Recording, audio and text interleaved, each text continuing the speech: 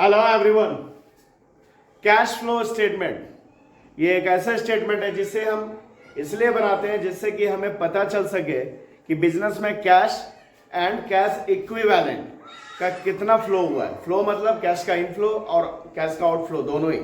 Cash का inflow क्या हुआ तो बिजनेस में कैश कितना आया, और कैश का आउटफ्लो क्या हुआ तो बिजनेस से कैश कितना गया। तो इसे पता करने के लिए जो स्टेटमेंट बनाया जाता है उसे कैश फ्लो स्टेटमेंट कहते हैं। तो यहाँ पे मैंने बात किया, केवल कैश की बात नहीं की मैंने, सिर्फ कैश की बात नहीं की मैंने बात की कैश एंड कैश इक्विवेलेंट। तो कैश है और कैश के इक्विवेलेंट क्या है तो वही सारे करंट एसेट जिसे हम जल्दी से तुरंत कैश में कन्वर्ट कर सके। तुरंत मतलब क्या, जिससे कि मैक्सिमम 3 महीने के अंदर कैश में बदला जा सके, वही सारे कैश के इक्विवेलेंट होते हैं। तो देखते हैं कैश एंड कैश इक्विवेलेंट में क्या सारे आते हैं। कैश एंड कैश इक्विवेलेंट, तो इसमें क्या है, कैश इन हैंड, दूसरा कैश एट बैंक, तीसरा short term deposits,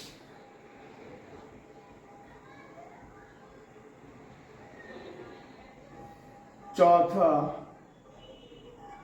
short term investment,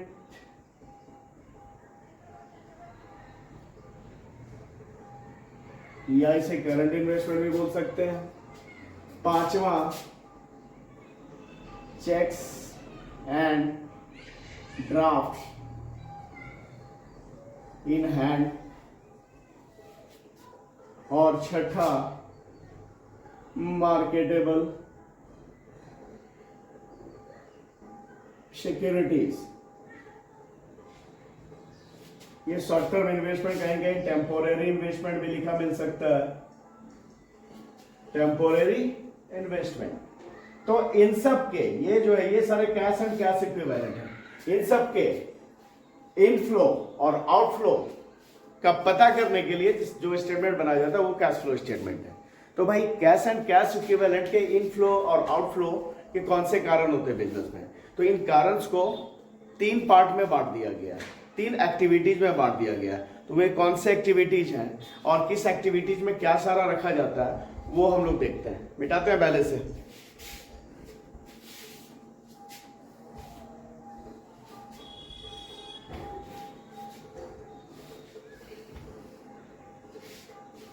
तो वो जो 3 एक्टिविटीज हैं कैश के फ्लो के, कैश फ्लो के जो 3 एक्टिविटीज हैं, पहला operating activities, cash flow from operating activities. दूसरा इन्वेस्टिंग एक्टिविटीज,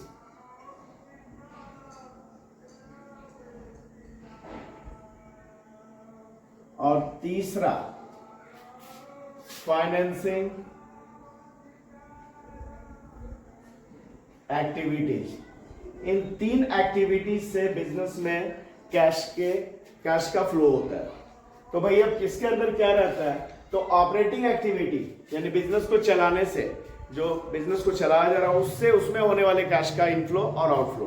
तो कैश का इनफ्लो इसमें किससे होगा, ऑपरेटिंग एक्टिविटीज में, तो इनफ्लो होगा, इनफ्लो बिजनेस में जो कैश आएगा कहां से आएगा बिजनेस में, ऑपरेटिंग एक्टिविटी में। तो बिजनेस को चलाने से, तो बिजनेस को चलाने से कहने का मतलब है sale of goods and services. ये इससे जो कैश का इनफ्लो होगा ये ऑपरेटिंग एक्टिविटी का पार्ट है, cash flow from operating activity. और इसमें आउटफ्लो जो होगा वो किससे होगा, तो आउटफ्लो जो होगा वो कैसे होगा, तो बिजनेस को चलाने में, ऑपरेट करने में जो सारे खर्च हो रहे हैं, जैसे पेमेंट ऑफ सैलरीज,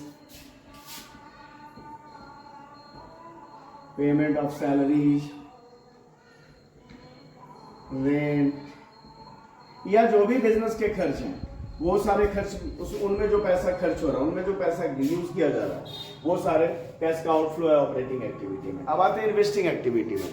तो इन्वेस्टिंग एक्टिविटी में क्या आएगा, इन्वेस्टिंग एक्टिविटी में फिक्स्ड एसेट्स से रिलेटेड, मतलब फिक्स्ड एसेट्स का खरीदना, फिक्स्ड एसेट्स का बेचना और फिक्स्ड एसेट्स से होने वाली कमाई, वो इन्वेस्टिंग एक्टिविटी का पार्ट है। तो उसमें जो इनफ्लो होगा कैसे होगा भाई, तो इनफ्लो जो होगा वो होगा सेल ऑफ फिक्स्ड एसेट्स और दूसरा इनकम फ्रॉम एसेट्स।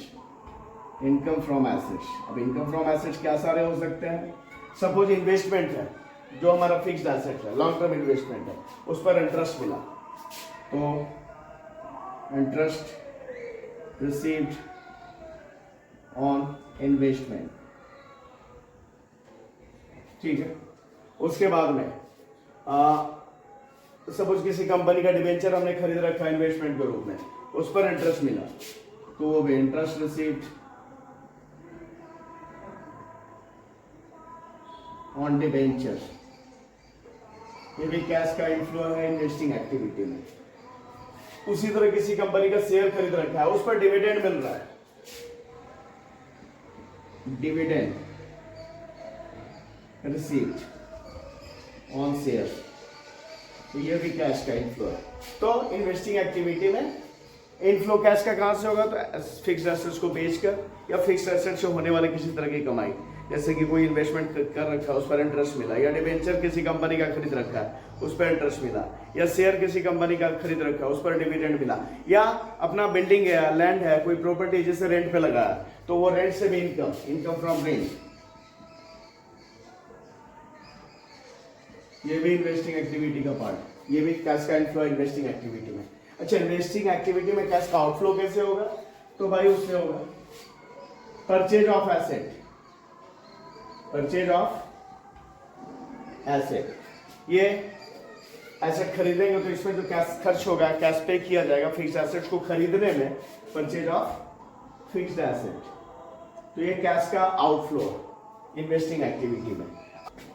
अब आते हैं इस तीसरे और अंतिम फाइनेंसिंग एक्टिविटी में। फाइनेंसिंग एक्टिविटी में क्या सारा एक्टिविटी होता है जिससे कैश के इनफ्लो और आउटफ्लो को इसमें इंक्लूड करते हैं, तो शेयर इश्यू करना, शेयर रिडीम करना, डिबेंचर इश्यू करना, डिबेंचर रिडीम करना, लोन लेना, लोन चुकाना, या सिक्योरिटी प्रीमियम लेना, ये सारा जो है फाइनेंसिंग एक्टिविटी का पार्ट है। तो इसमें जो इनफ्लो होता है कैश का कैसे होता है, तो पहले देखते हैं इनफ्लो। इनफ्लो जो कैश का होगा वो कैसे होगा, तो वो होगा इशू ऑफ शेयर, जो शेयर इशू किया उससे जो पैसे आए, या इशू ऑफ डिबेंचर, इससे जो पैसा आया, ये भी फाइनेंसिंग एक्टिविटी में कैश का इनफ्लो है, या फिर लोन रेज, लोन लिया, इससे जो पैसा आया, ये भी फाइनेंसिंग एक्टिविटी का पार्ट है। और increase in security premium, increase in security premium, ये सारा इन्वेस्टिंग एक्टिविटी फाइनेंसिंग एक्टिविटी में कैश का इनफ्लो है। अब उसके बाद में फाइनेंसिंग एक्टिविटी में कैश का आउटफ्लो कैसे होगा, तो फाइनेंसिंग एक्टिविटी में कैश का आउटफ्लो होगा शेयर को बाय बैक कर रहा है, या डिवेंचर को रिडीम कर रहा है, प्रेफरेंस शेयर को रिडीम कर रहा है, तो शेयर को रिडीम करने में या लोन लौटाने में जो पैसा जा रहा है, या डिविडेंड पे करने में जो पैसा जा रहा है, वो सारा हमारा, या डिवेंचर पे इंटरेस्ट है वो पे करने में जो पैसा जा रहा है, वो सारा फाइनेंसिंग एक्टिविटी का पार्ट है।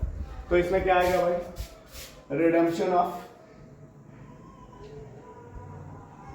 Share, redemption of debentures, redemption of shares, redemption of debentures, buyback of shares, buyback of shares, उसके बाद में पेमेंट ऑफ लोन, लोन को वापस लौटा दिया, चुका दिया, उसमें जो पैसा गया। इसके अलावा डिविडेंड पे किया अपने शेयर पे, डिविडेंड पेड, इसमें भी कैश का आउटफ्लो हो रहा है फाइनेंसिंग एक्टिविटी में। ये क्या आउटफ्लो है ना, आउटफ्लो, पैसा जा रहा है बिजनेस से। उसका इंटरेस्ट ऑन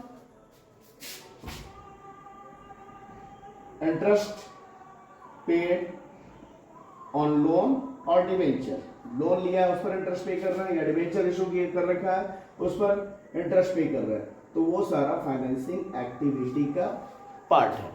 तो ये हम लोगों ने तीनों एक्टिविटी को समझा, operating activity, investing activity, financing activity. अब जो हम लोग कैश फ्लो स्टेटमेंट बनाते हैं तो वो बनाने का क्या तरीका है, उसका क्या फॉर्मेट है, उससे हम लोग समझते हैं। अब ये जो कैश फ्लो स्टेटमेंट बनता है इससे हम लोग समझते हैं किस तरह का स्टेटमेंट होता है। तो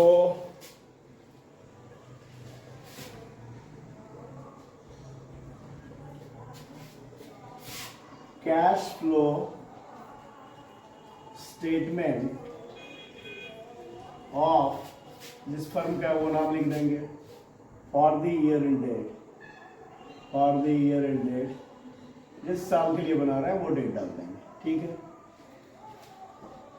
ये हो गया पर्टिकुलर, और ये अमाउंट का कॉलम, ठीक है। अब इसमें जो है नेट प्रॉफिट सबसे पहले, अच्छा सबसे पहले ये जो तीन एक्टिविटी मैंने अभी बताया, तीन एक्टिविटी से कैश का फ्लो का कैलकुलेशन किया जाता है। तो स्टेप क्या है, पहले cash flow from operating activity calculate किया जाता है, उसके बाद में इन्वेस्टिंग एक्टिविटी से कैश के फ्लो का कैलकुलेशन किया जाता है, और फाइनली फाइनेंसिंग एक्टिविटी से कैश के फ्लो का कैलकुलेशन किया जाता है। तो पहले cash flow from operating activity calculate करते हैं।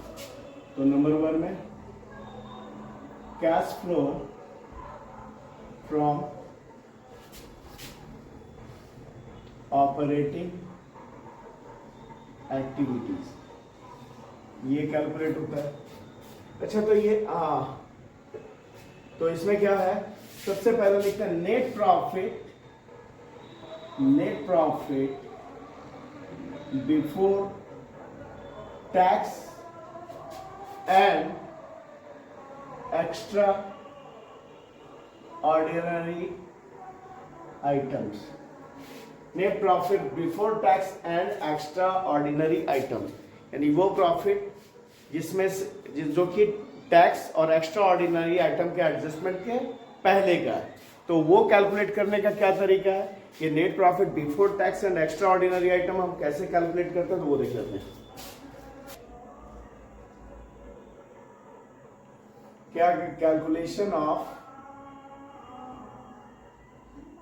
Net profit before tax and extra ordinary items, या ये जो एक्स्ट्रा ऑर्डिनरी आइटम्स है ये क्या सारा है, ये क्या है।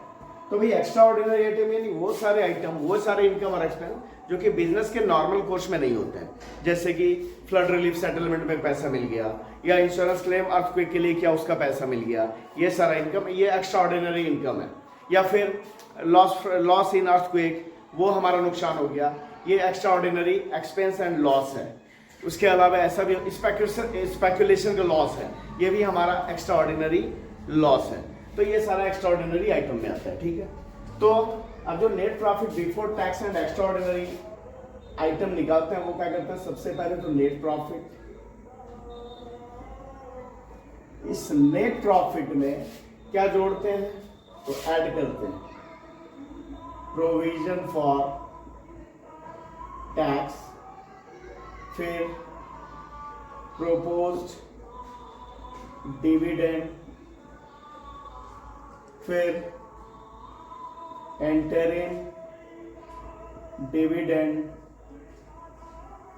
इसे जोड़ते हैं प्रोपोज डिविडेंड, फिर ट्रांसफर टू रिजर्व,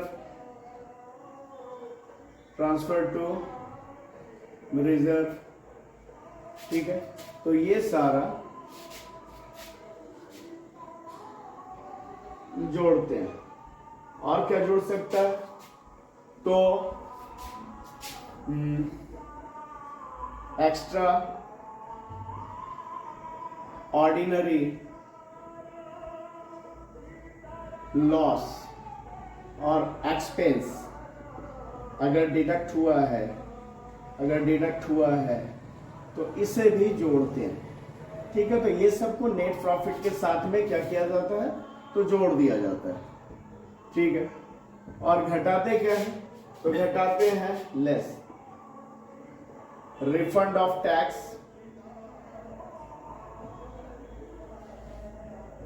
घटाते हैं। और अगर एक्स्ट्रा ऑर्डिनरी कोई इनकम है, एक्स्ट्रा ऑर्डिनरी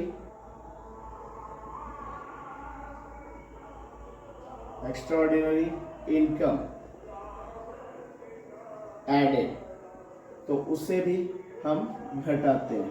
तो इतना करने के बाद जो हमारा निकल करके आता है यहां पे, वो निकलता है हमारा नेट प्रॉफिट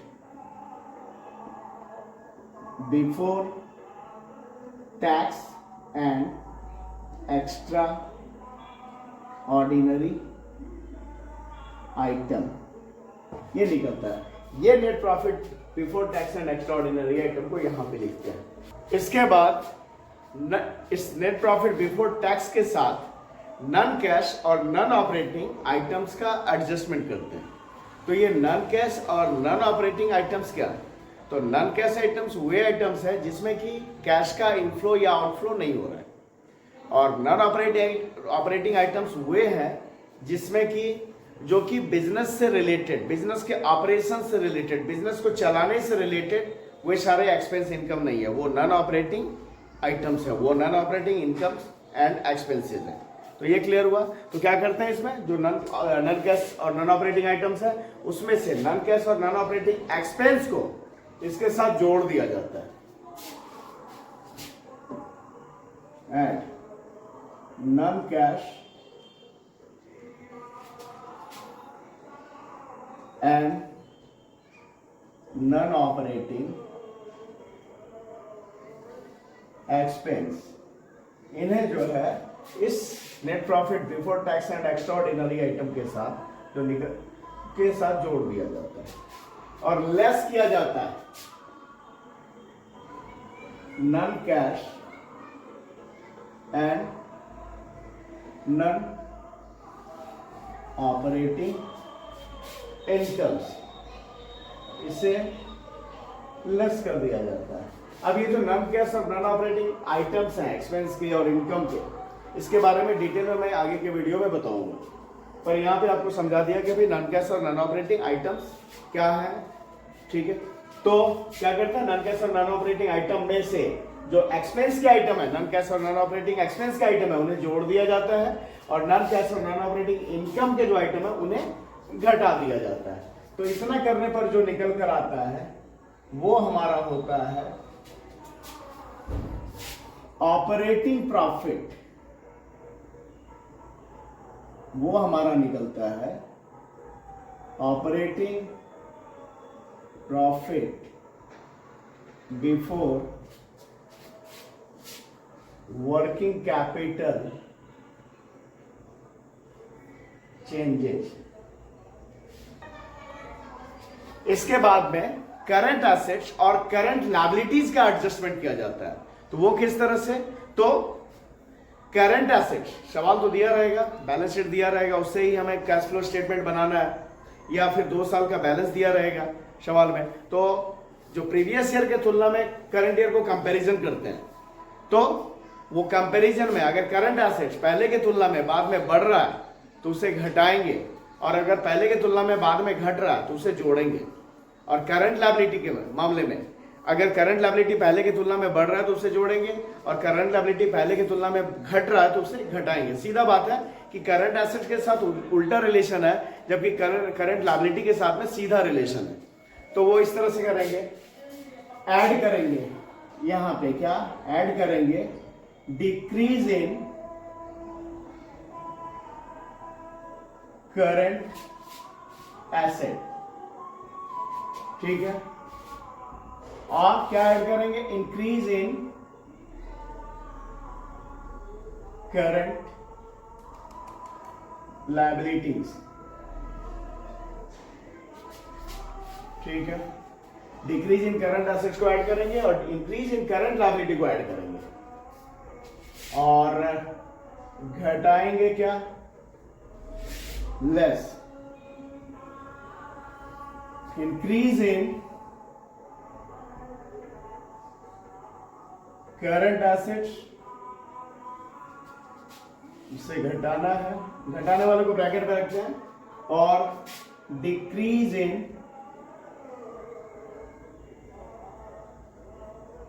करंट लायबिलिटीज, इन्हें घटाना है। तो इन दोनों को फिर जोड़कर यहां ले आएंगे। अब इसे क्या करेंगे, यहां ये क्या है, ये सारा, ये दोनों यहाँ पे लाकर ऐड कर देंगे इसके साथ, और इन दोनों को यहाँ पे लाके इसके साथ लेस कर देंगे। तो जो निकल कर हमारा आएगा वो उसमें से, अगर टैक्स पेड है, उसमें से अगर टैक्स पेड है तो वहां इसे घटा देंगे, लेस टैक्स पेड। ठीक है, तो जो निकल कर हमारा आएगा वो आएगा नेट कैश फ्लो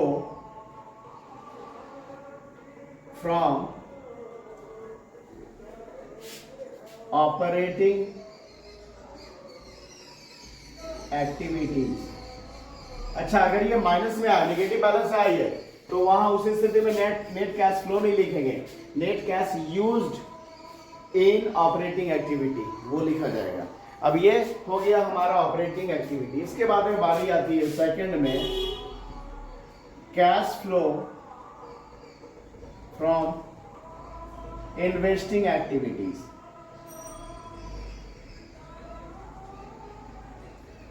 तो इसमें क्या क्या दिखाते हैं, तो भाई परचेज ऑफ एसेट, अभी मैंने बताया भी, purchase of asset, asset purchase करेंगे तो कैश का आउटफ्लो होगा, क्योंकि एसेट परचेज करें तो पैसा पे करना पड़ रहा है, रुपया बिजनेस से बाहर जाएगा, तो परचेज ऑफ एसेट होगा तो उसे घटाएंगे। सेल ऑफ एसेट, अगर एसेट बेचा गया तो उससे पैसा आएगा, और फिर उसे खुला छोड़ेंगे क्योंकि वो आ रहा है, ये ऐड वाला आइटम है, और जो घटने वाला आइटम है उसे ब्रैकेट में रखें। तो परचेज ऑफ एसेट में पैसा जाएगा तो वो घटने वाला आइटम है, उसे ब्रैकेट में रखा, और सेल ऑफ एसेट से पैसा आएगा तो इसे खुला छोड़ा। और फिर क्या हो सकता है, इंटरेस्ट रिसीव्ड,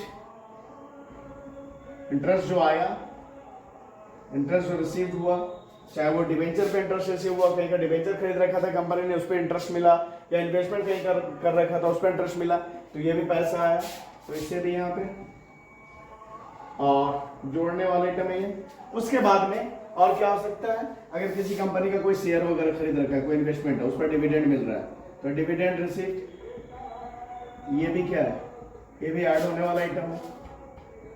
ठीक है, तो ये सारा इन्वेस्टिंग एक्टिविटी का पार्ट है। तो इन्वेस्टिंग एक्टिविटी में इन सारा का करके फिर यहाँ पे बैलेंस करेंगे, जो घटने वाला घटाएंगे, जो जुटने वाला जोड़ करके बैलेंस करेंगे, तो जो आएगा हमारा बैलेंस वो होगा cash used in, sorry cash flow, either cash flow और कैश यूज्ड। अगर नेगेटिव बैलेंस है तो कैश यूज, और पॉजिटिव बैलेंस है तो कैश फ्लो। तो cash flow from investing activities, ये आएगा।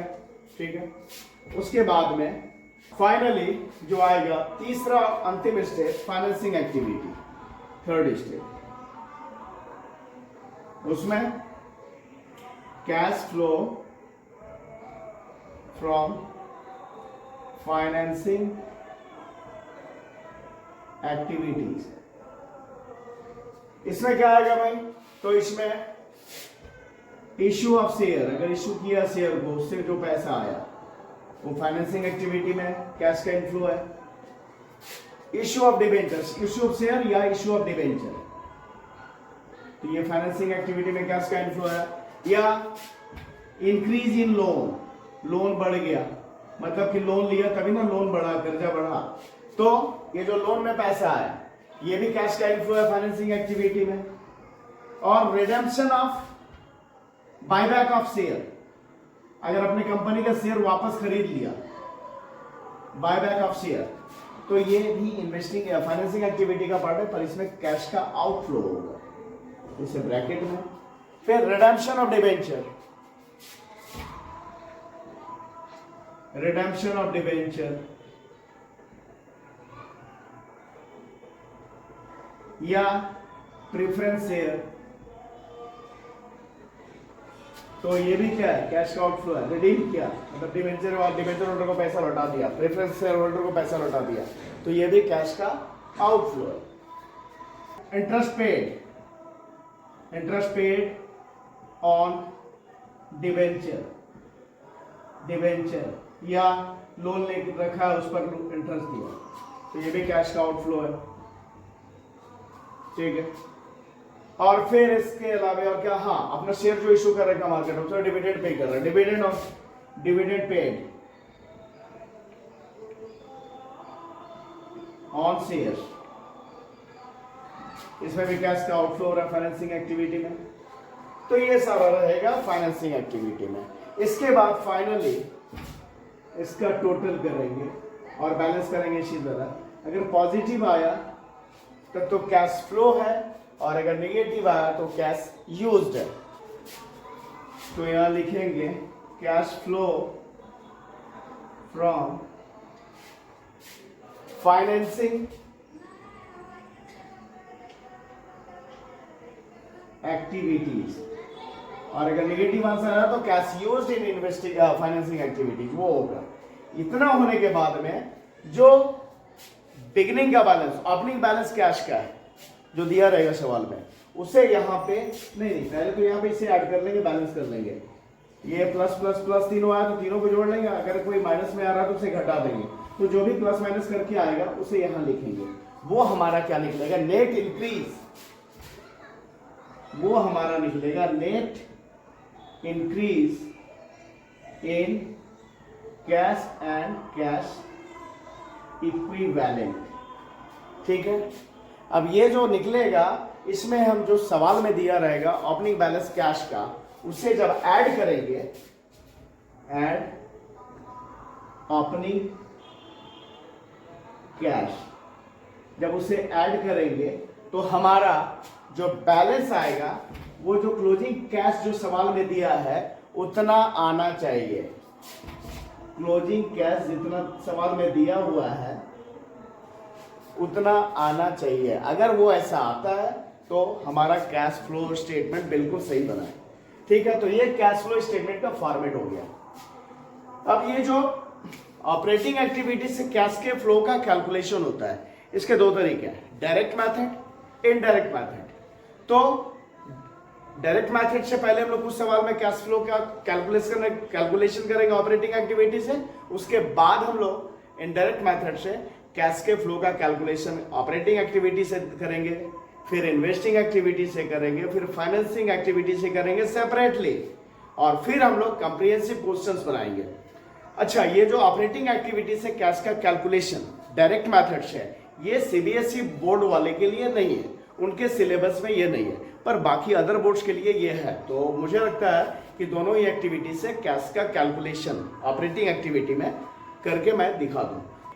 तो इस वीडियो में इतना ही। आप लोग वीडियो को लाइक करना और चैनल को सब्सक्राइब करना भूलेंगे नहीं। Thank you.